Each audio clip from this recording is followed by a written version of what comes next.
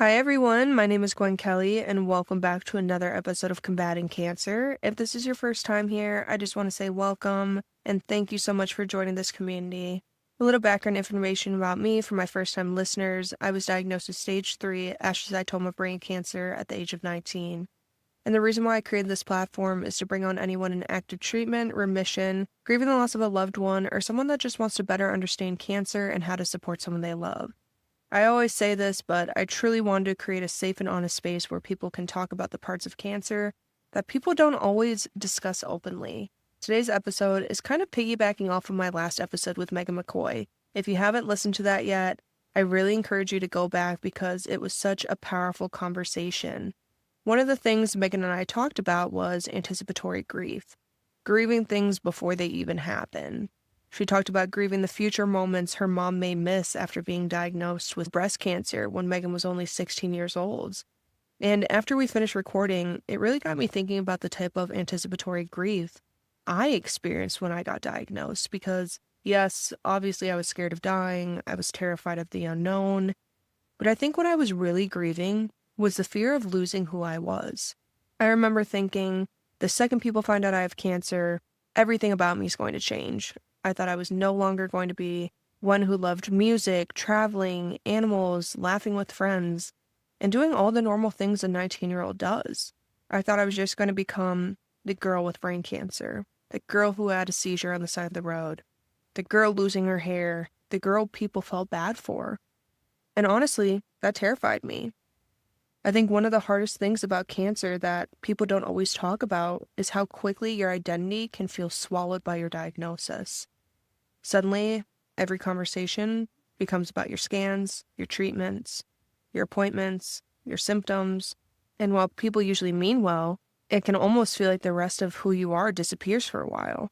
I also became hyper aware of how people reacted to me. I would analyze facial expressions, tones of voice, pauses in conversations. I could immediately tell when someone felt uncomfortable, when someone pitied me, or when someone didn't know what to say. And honestly, that's exhausting. Because when you're already trying to survive physically, it's emotionally draining to also feel like you have to manage other people's discomfort too. I remember one of the moments where it really hit me that people saw me differently was when I started wearing hair toppers and extensions. And honestly, I became hyper aware of people's eyes.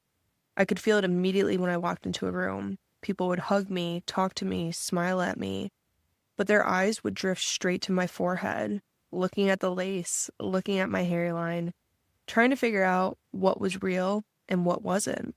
Maybe some people weren't even doing it intentionally, but when you're going through something like that, you notice everything. I became obsessed with learning how to hide it. I watched endless hair care videos, wig installation videos, extension tutorials, not because I was interested in beauty content, but because I was terrified of people noticing. I wanted so badly to still look like myself. I wanted to perfect it enough that no one would stare, no one would question it, and no one would immediately identify me as the girl with cancer. And I think people underestimate how emotional hair loss can be because to other people, it's just hair. But to you, it feels tied to your identity, your femininity, your confidence, and the way the world perceives you. Even now, with the full head of hair, I still watch those videos. I still stay informed about wigs, toppers, and hair loss content because I think a part of me is scared. There's still a part of my brain that thinks, okay, what if I lose it again? And honestly, I think a part of me is still waiting for my life to fall apart again. Because cancer teaches you how quickly life can change. And I don't think your nervous system ever fully forgets that. I also think one of the hardest things for me personally was seeing myself without hair. There was a period of time where I avoided mirrors completely because I didn't want to look at myself and not recognize who I was seeing. And even now, years later, I think I only have maybe 3 photos of myself completely bald. And honestly, I regret that sometimes because looking back now, I wish I would have documented more of the journey. I wish I would have allowed myself to see it differently instead of feeling embarrassed by it. Because that version of me was fighting so hard to survive. And I think that's actually something I should have been proud of instead of trying to hide. But I also want to be honest because I think people romanticize healing sometimes. The reality is that when you're in it, it doesn't always feel empowering. Sometimes it just feels devastating. I used to stare at old photos of myself constantly, not because I was in vain, but because I was trying to remember what it felt like to look at myself and not immediately think about cancer. And anyone who knows me personally knows that I constantly change my hair. I change the color, the length, the style. And I think a huge reason for that is because part of me is still mourning the fact that my hair will never fully be what it was before chemo and radiation. Cancer changes things permanently sometimes, even after you physically recover. And I think changing my hair became a way for me to feel in control of something, because when cancer takes so much control away from you, your body, your health, your future, your appearance, you start searching for little ways to reclaim ownership over yourself again. I also think another thing I used as an emotional outlet was makeup. And honestly, anyone who knows me really personally probably knows exactly what I mean when I say this. The darker and heavier the makeup I got, the worse I was doing mentally. I don't even know if I fully realized I was doing it at the time, but makeup became therapeutic for me. It was one of the few things that made me feel calm, because for an hour or two, I could just sit there, focus on blending something, creating something, controlling something. And I think when everything else in my life felt chaotic, makeup became a reflection of how I felt internally.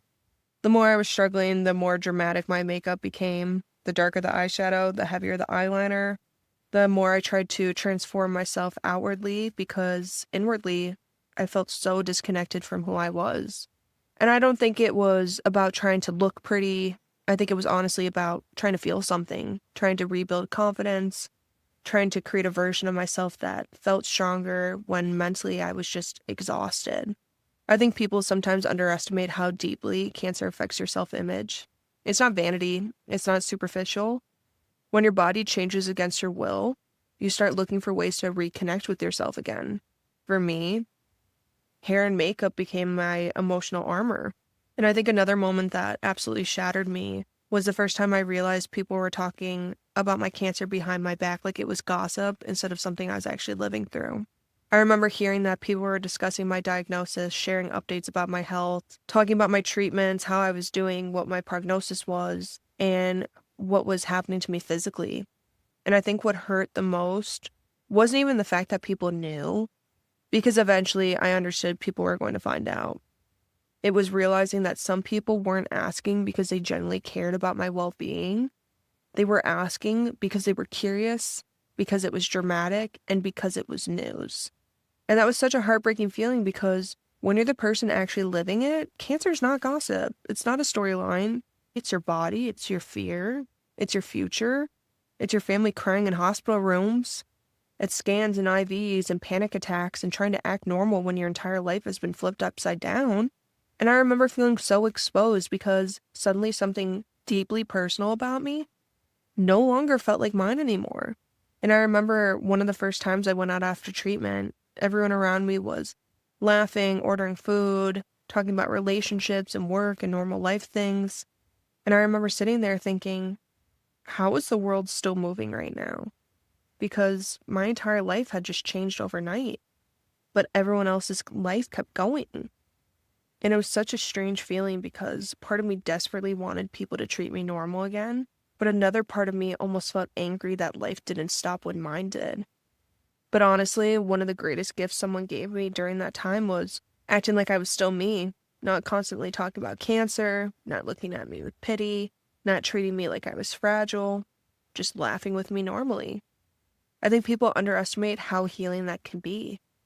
And I also think survivorship is something people don't talk about enough, because people see clean scans and they think the story's over. They think you're healed now. But mentally, sometimes you're still trying to catch up to what happened to you. And sometimes I even feel guilty struggling emotionally, because I knew there were people dealing with worse outcomes than me. But trauma doesn't just disappear because your scans improve. I think creating this podcast honestly helped me rebuild parts of myself too, because cancer made me feel isolated for a long time.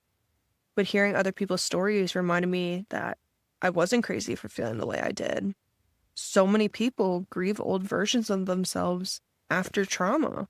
And I think that's why this platform means so much to me now, because I never want people to feel alone in those emotions. And I think if I could give advice to anyone going through something similar right now, whether it's cancer or any kind of life-altering experience, it would be this. You're allowed to grieve the old version of yourself. That doesn't make you weak. It doesn't make you ungrateful. And it doesn't mean you aren't fighting hard enough. It's okay to mourn the version of yourself that existed before trauma changed your life. You're allowed to care about your appearance. You're allowed to care about your hair. You're allowed to care about feeling confident again. That's not vanity, that's humanity. And if you're someone supporting a person going through cancer, I think one of the biggest things I want people to understand is that we notice everything. We notice the staring. We notice when conversations suddenly become awkward.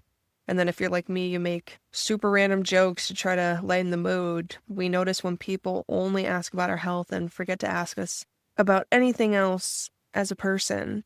And sometimes the greatest gift you can give someone is reminding them they are still themselves outside of their diagnosis. So talk to them normally sometimes, laugh with them, ask them about things outside of cancer, make them feel human again. And please remember that someone's diagnosis is not your story to share. Medical information is deeply personal, and there's a huge difference between concern and curiosity. For a long time, I thought cancer was going to erase who I was. But I think now I realize it didn't erase me. It revealed parts of me I never would have met otherwise.